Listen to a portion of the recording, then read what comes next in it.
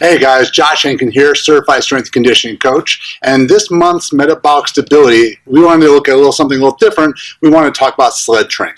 So we always try to be relevant to things that are happening in our industry and tools that you guys are using and teaching you how to use them even better.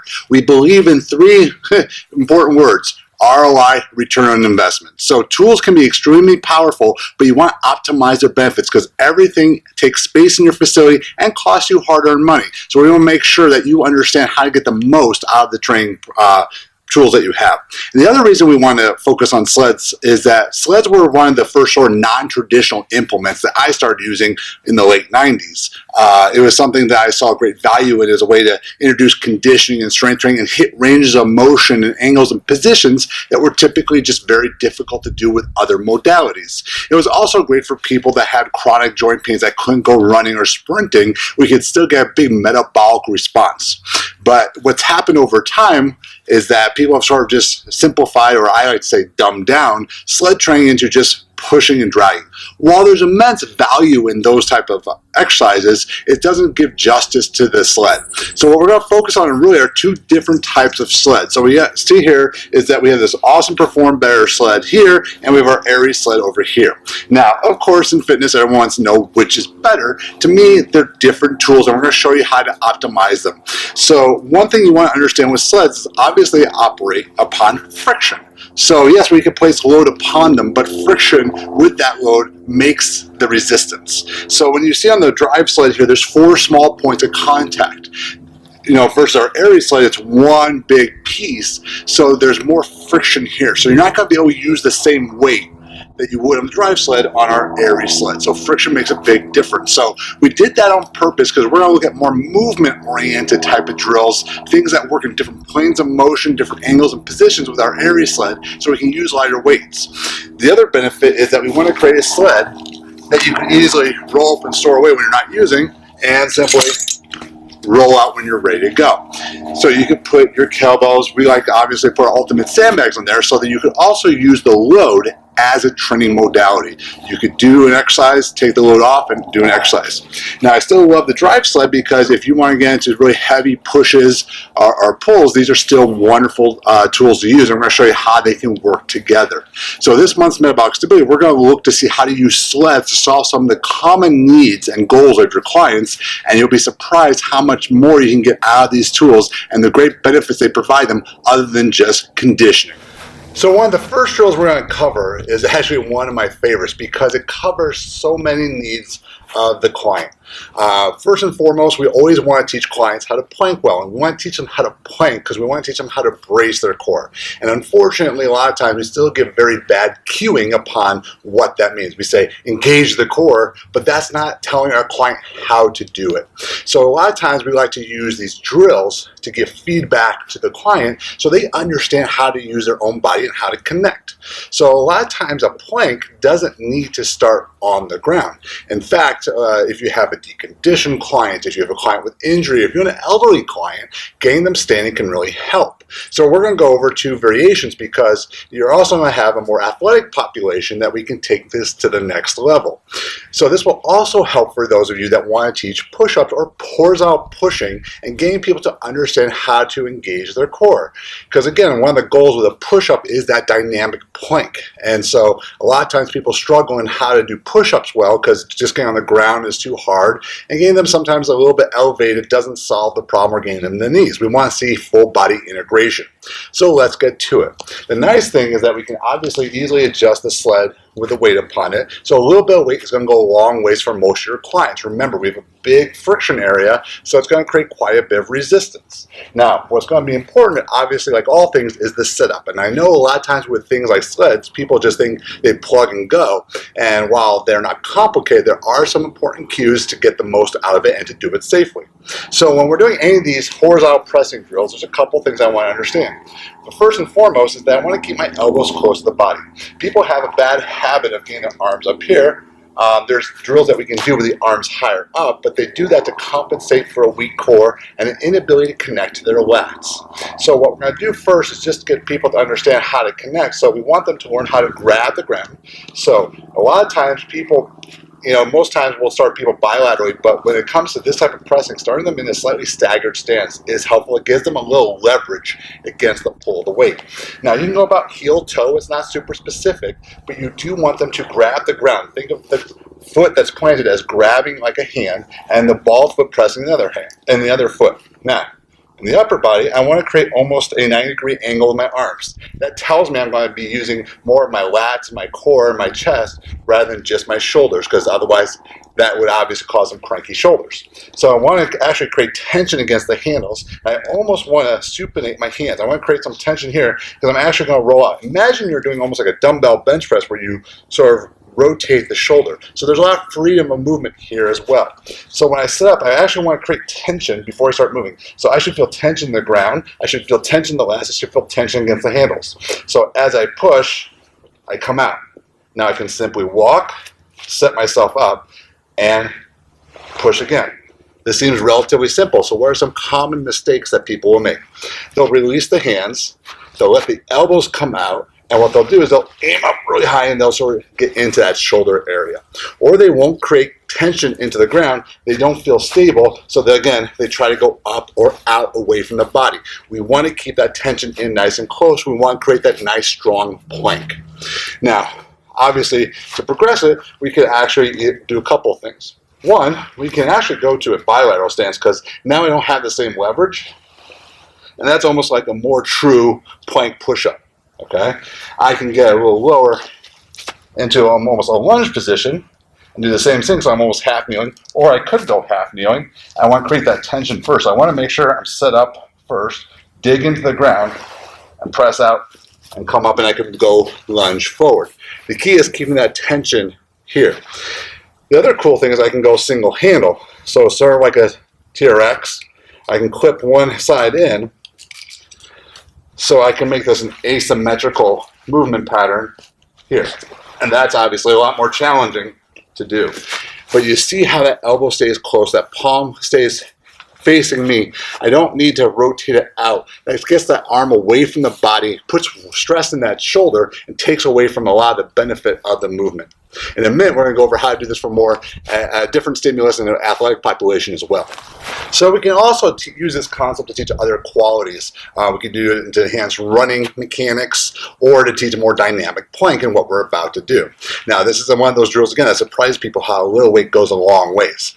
So the setup is going to be the same, except this time I'm going to start with my arms extended. Now, when I do so, I almost want to create a little supination so that I create tension in the lat. A lot of people, they'll let the arms come out, and this is where they get arms up here, and they get into their shoulders. Remember, I'm trying to create that bracing in my core. So I want to create tension in the handles and that nice here, that nice brace, so I'm in plank. Now what I'm going to start doing is basically a march. So this is a nice sort of a variation of doing a loaded carry where I'm getting some different type of tension, different kind of vector forces as well. So my goal is to resist movement in my trunk as I'm moving with my extremities, which is really what we want to achieve with core strength. So once I'm set up, I start my march, and you see I don't want my arms to really move away. I don't want them to come up, I don't want them to come out.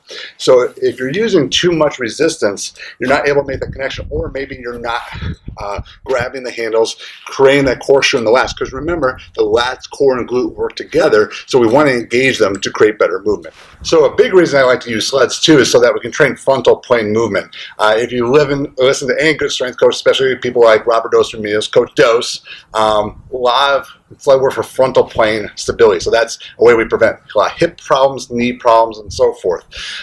Even Dr. McGill talks about the side plank being one of his big 3 core stability exercises, so we know frontal plane stability is so important.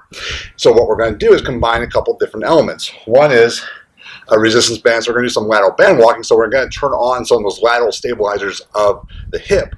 But we're also working that pow-off press, and so what we're going to do with the pow-off press is change it up a little bit, because a lot of times when people do a band or a cable, only one side is really being loaded and create tension, so that other side doesn't have that ability to create that anti-resistance force. What we're going to do with our ultimate sandbag is connect it via our core strap to our sled, and so by gripping the bag, we're going to engage a lot more rotator cuff, lat, and core into the movement. And what we're going to do is first just work on a simple press out. So again, I'm going to aim for my arms about 90 degrees. A lot of people get up here or shrug up. We don't want that. We want that to be here. So again, you're going to see a very similar end position as we used with the pressing with the sled earlier, that generally we want the crease of the elbow pointing up. Especially people that have shoulder problems, if you're not seeing that crease of the elbow come up, but rather to the midline, they're getting a lot into that shoulder, and that's not what we want from them. So let's go over the drill. So again, a little bit of weight goes a long ways. Generally, I'm going to recommend something like our core, our smallest ultimate sandbag, and a power core upon the other side of a very moderate weight, because we don't want the weight to cause alterations to the movement.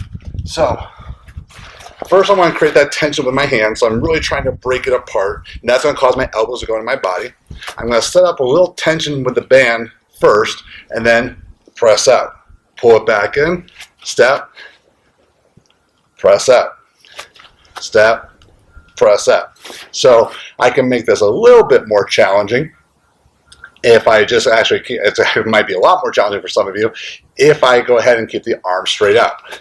So now I'm really having to engage those lats, and you want to make sure to keep the weight low in the body. Now some of you may not be able to go that route, so we can add a little variation just by going to this side of the body. So once we're set with that tension, I still want to stay low. I'm going to come out, a little arc, out, and a little arc. So those are a couple ways you can use that paddle off press to create a little bit more of that lateral stability. It's a great way to teach people how to move and be strong in that frontal plane.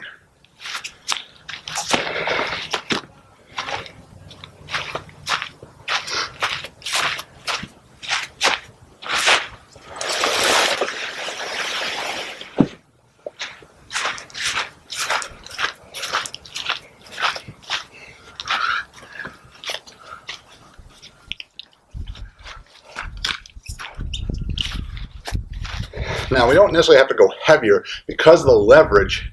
Going heavier may not be possible. We can change load placement, which is something we talk a lot about in our DVRT system. So what we're going to do is we're going to do a press out with a little chop. So we're going to add anti-extension to the movement. So in order to resist the extension when I bring the ultimate sandbag up, I want to create that tension again against the bag. I want to create tension in my feet. So I'm not so much thinking about pushing my knees out. Yes, I'm thinking about that a little bit, but I'm really grabbing the ground. By grabbing the ground, that's making me push my knees out. So again, we want to make sure people are using their feet. So this is what the movement's going to look like. And this is a great shoulder drill, especially if you're trying to teach people how to connect hips, core, and shoulder. So really fast, a lot of shoulder issues can be related to an inability or a lack of use of the hips and the ribs, or the core, I'm sorry. A lot of the rib flare that people talk about is actually people not using the ground, not using their hips, and not using their core appropriately to stabilize. Now, you can't just tell people ribs down. You want to teach them to grab the ground and create that tension. So this is actually a shoulder drill as much as it is a core drill. So I'm going to create a little tension against the band, press. Now, at that point, I'm still pulling apart, pull back in, step, create that tension so I have no slack, out, chop up. Now, if you see that giant rib flare when I chop up, it means I'm not creating tension on the ground. So another reason outside just the lateral stabilizers we're trying to do of using the band is it generally causes people to use their feet more. So we're getting a little bit more feedback and get a little bit more productivity out of these exercises. So let's talk about the drive sled for a minute. Now remember I said I really consider them two different tools. This is going to be a great tool if you're just looking for heavy pushing and dragging.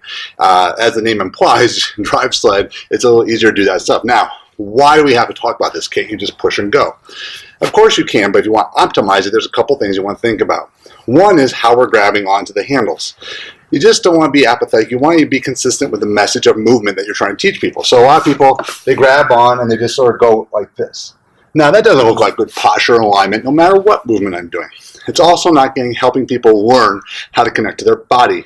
So what we want to do is create that tension. We want to grab on the bar, and you're noticing I'm doing the same when I grab tightly. See how my arm just sort of naturally corkscrews and gets that lat active. So I want to create a lock on there to keep that lat active. It's very similar to that pushing drill that we started this series with. So I don't want to allow this to happen or people get sloppy. That also means my head needs to be in a good position. If I let my head drop, it's going to cause people to flex their bodies. Remember, our bodies generally follow our head.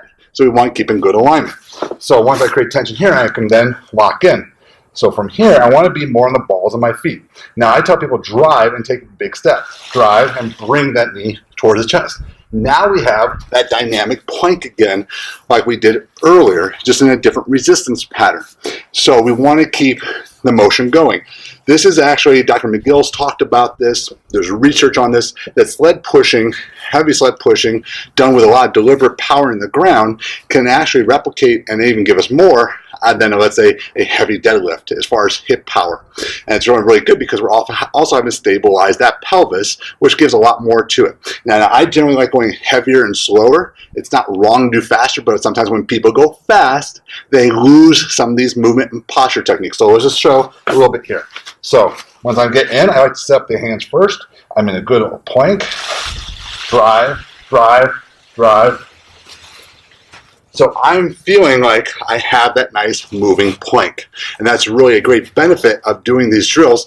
And when you load up, that time under tension will get people's metabolic response up, even though you're not moving fast.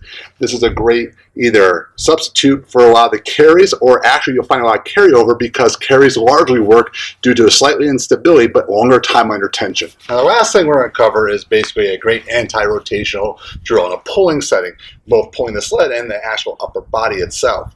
So obviously a lot of people know like squat rows and things like that. Something I like to do is keep an isometric tension as we're dragging backwards. It helps sort of really engage that lat glute connection. It also gives us a good anti-rotational effect, especially for people that, let's say, push-up rows or renegade rows are generally too difficult. Now, a couple things when you set up. Of course, tension is important. So we want to set up, so again, about that 90-degree angle. A lot of people will get here or here, and I don't want to be there because I can't feel my lat very much. I want to be down low, and I want to create a tension in my hand. And that helps me find that posture, so whatever tension I start with is the tension I start to move with. And you'll see the steps are generally pretty short in nature. You're not going to go really fast, but you want to try to resist that rotation. This is a great shoulder drill because I'm integrating stability into that shoulder as I'm moving through my core and my hips. So remember, we talked about that integration core and hips. So when you're set up nice and tight, remember I want to set up so there's no slack. I'm already getting that lat tension and marching back. You want to get nice and low, take big steps, similar to the push where we take our time, really setting our bodies up, and then we can progress with trying to add a little speed. But remember, speed is instability, so that can add a big challenge to people, so we can change some of these other variances. You'll probably find difference from side to side, so be aware that the dynamics of the shoulder, hip, and core can be different as you switch up the sides.